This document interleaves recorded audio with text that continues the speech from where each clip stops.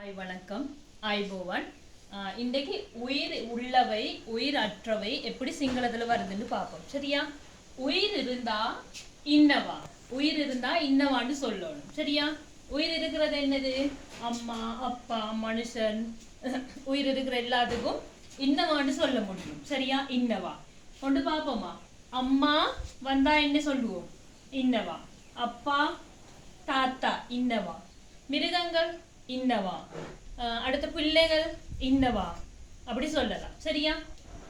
அப்போ உயிர் இல்லாத பொருட்கள், உயிர் இல்லாதவை மேசை கதிரை உயிர் இல்லாத என்ன பொருட்கள் இருந்தாலும் சொல்லலாம் தியனவா. உயிர் இல்லைண்டா தியனவான்னு சொல்ல முடியும், உயிர் இருந்தா இன்னவான்னு சொல்ல முடியும் சரியா. ஒன்று ரெண்டு நாங்கள் அஞ்சு வசனம் ரெண்டுக்கும் பார்ப்போம் சரியா. அம்மா வந்தா இன்னவா என்றா அம்மாவுக்கு உயிர் இருக்கு, அப்ப இன்னவான்னு சொல்ல முடியும் சரியா. பல்லா, பல்லா வந்தா என்ன சொல்ல முடியும்? இன்னவான்னு சொல்ல முடியும், பல்லாக்கு உயிர் இருக்கு. மல்லி, மல்லின்னா தமிழ்ல தம்பி, தம்பி இன்னவா, மல்லி இன்னவா சரியா. பூசா, பூனை, பூசா இன்னவா. தாத்தா அப்பா, தாத்தா இன்னவா சரியா. எல்லாருக்கும் உயிர் இருக்கு, எல்லாரும் இன்னவா சரியா. அப்ப திருப்பி பார்க்கலாம். தியனவா, தியனவா எப்படி வருதுன்னா உயிர் இல்லாடி தியனவாண்டு வரும். புட்டுவ, புட்டுவண்டா கதிரை, கதிரைக்கு உயிர் இல்லை, அப்ப புட்டுவ தியனவா.